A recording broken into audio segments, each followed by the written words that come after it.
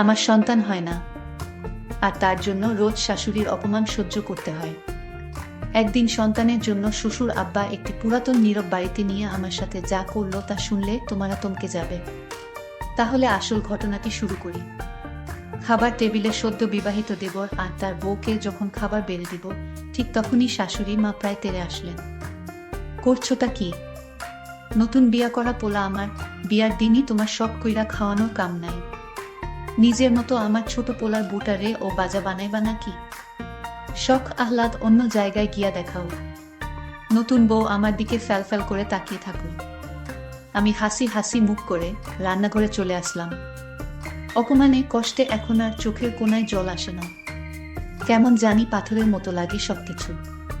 ঠিক একটু আগে ঘর ভর্তি মানুষের সামনে যে এত বড় একটা ব্যাপার ঘটে গেল, এটা মনে হয় শুধু আমার কাছেই বড় লেগেছে।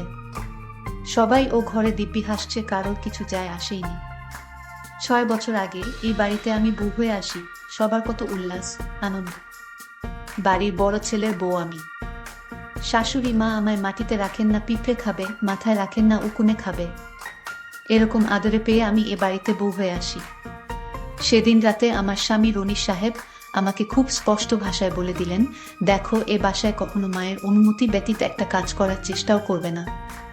মা যা বলবে সেটাই মেনে নিবে, কোনো জিজ্ঞাসা করা যাবে না। শুধু এটুকুই চাও তোমার কাছে। বাপ মা মরা মেয়ে আমি, এত আদর স্নেহ যে শাশুড়ি করেন উনার কথা উনি না চাইলেও আমি শুনব। একজন মা পেয়েছি, এটাই আমার অনেক বড় পাওয়া। প্রথম প্রথম সবকিছুই বেশ ভালো লাগছিল। বছর 3 পর যখন সবাই বারবার বলছিলেন সন্তান নেবার কথা, তখন আমরা দুজনেই বেশ চেষ্টা করছিলাম সন্তান নেয়ার। কোনোভাবেই আমি সন্তান হচ্ছিল না। শুরুর দিকে সবাই বেশ সান্ত্বনা দিলেও শাশুড়ি মা একটু একটু করে রোজ কথা শোনাতে লাগলেন। আমার স্বামী সবকিছুই দেখতেন, কোনোদিন ও এসব নিয়ে একটু শব্দ অবধি করেননি। ডাক্তার দেখানো, পরীক্ষা নিরীক্ষা করানো, কিছুই বাদ দিলাম না। আমার সকল রিপোর্ট নরমাল আসলো, কোনো সমস্যা নেই। কিন্তু কোনোভাবেই আমার স্বামী কোনো টেস্ট করাতে রাজি হলেন না। এক রাতে শাশুড়ি মা খাবার টেবিলে খুব দুঃখ করে বলেই বসলেন, যেই মেয়ের কম বয়সে মা বাপ মইরা গেছে, সেই মেয়ে আর আমার বংশের বাতি জ্বালাইব কি? কুফা এক মাইয়া।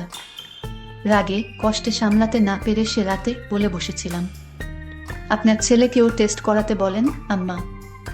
আমার তো সবই ঠিক আছে, ও তো কোনো সমস্যা থাকতে পারে। সে রাতে আমার বলতে হয়তো দেরি হয়েছিল, কিন্তু টেবিল ভর্তি সকলের সামনে রনির চড় মারতে দেরি হয়নি। ধীরে ধীরে রনির সাথে আমার একটা দূরত্ব সৃষ্টি হয়। সকলের রান্না করা, বাড়ির সমস্ত কিছু করে রাখা, শাশুড়ি মায়ের গালি খাওয়া, নন্দের কথা শোনা, দেবরের অনর্থক চেঁচানো, রাত শেষে রনির ইচ্ছে পূরণ। ঘর ভর্তি এত মানুষের বাড়িতে আমি কোণঠাসা হয়ে পড়ে থাকলাম। আমিও যে একজন মানুষ, এই ব্যাপারটাই যেন হারিয়ে গেল।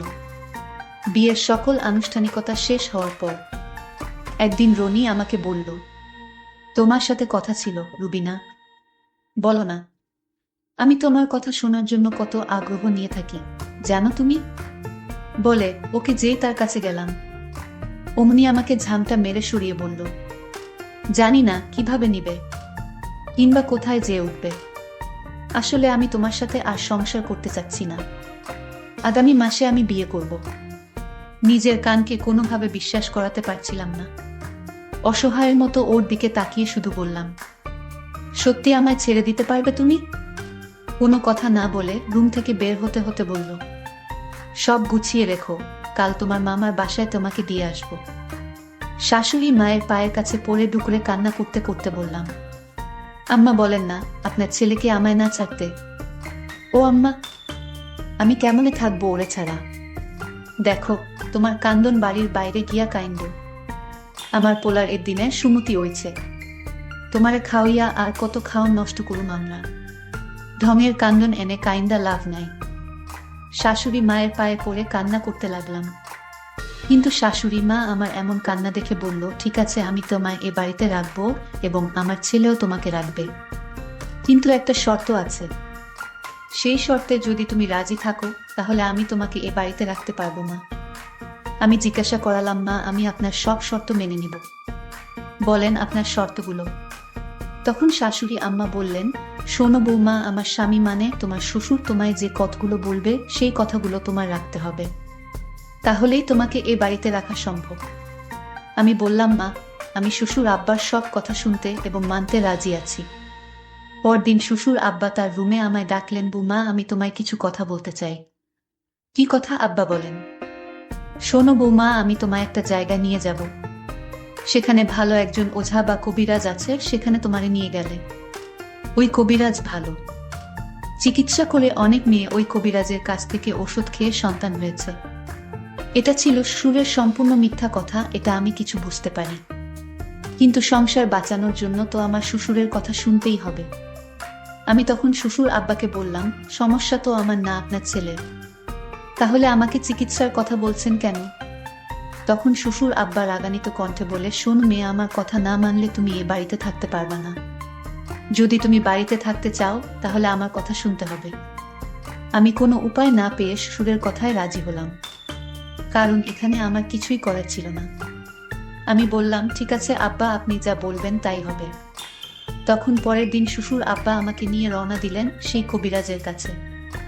আসলে সেখানে কোনো কবিরাজ থাকে না, এটা একটা পুরাতন ইটের তৈরি ঘর, ওখানে আমার নিয়ে গেলেন। আমি বললাম, আব্বা, এখানে তো কেউ নেই, এটা তো পুরাতন একটা ভাঙা বাড়ি, এখানে তো কবিরাজ কোনো রোগী দেখি না আব্বা। তখন শ্বশুর আব্বা বললেন, বৌমা, তোমার মোবাইল দিয়ে একটা ফোন করো তোমার বরকে। আমি রনিকে কল দিলাম। রনি বলল, তুমি ফোন দিয়েছ কেন? আমি তখন বুক ভরা কষ্ট নিয়ে বলেছিলাম, আমি তোমাকে ফোন দেয়নি, আমাকে ফোন দেওয়ানো হয়েছে। কে দিতে বলেছে? তোমার বাবা, মানে আমার সুর। তখন বলল, দাও বাবার কাছে। বাবা, তুমি কেন ফোন দিয়েছ? শোন রনি, আমি তোকে ফোন দিয়েছি একটা বিশেষ কারণে, তুই তাড়াতাড়ি রমনমঙ্গল পুরাতন বাড়িতে আয়, একটু জরুরি কথা আছে। ঠিক আছে বাবা, আমি আসছি। তখন রনি বাবাকে জিজ্ঞাসা করলো, কি কথা বাবা, বলো। শোন, আমার বৌমার ডাক্তারের সমস্ত রিপোর্ট ভালো, আমি নিজ চোখে দেখেছি, কিন্তু তুই পরীক্ষা করিসনি কেন? বাবা, তুমি আমাকে দোষারোপ করছো। হে, আমি তোকেই দোষারোপ করছি। বাবা, তুমি নিজের ছেলের প্রতি এমন অত্যাচার করতে পারো না। এটা অত্যাচারের কি হলো? আমি কিছুই তো বুঝলাম না। আমি সব বুঝতে পেরেছি। সমস্যা আসলে বৌমার না, সমস্যা তোর। আর তুই যদি পরীক্ষা না করিস তাহলে আমি এই পুরাতন বাড়িতে তোরে বেঁধে রেখে যাব। আচ্ছা বাবা, একটা বিষয় বুঝলাম না, এই কথাটা তুমি তো আমায় বাড়িতেই বলতে পারতে, এখানে কেন? শোনো, বাড়িতে যদি জানাজানি হয় তাহলে তো তোর মা তোর বৌমার কাছে চোট হয়ে যাবে, তাই এর সমাধানটা এই পুরাতন বাড়িতেই নির্বে করতে চাই, কারণ আমি স্পষ্ট জানি বৌমা নির্দোষ, বৌমার কোনো সমস্যা নেই।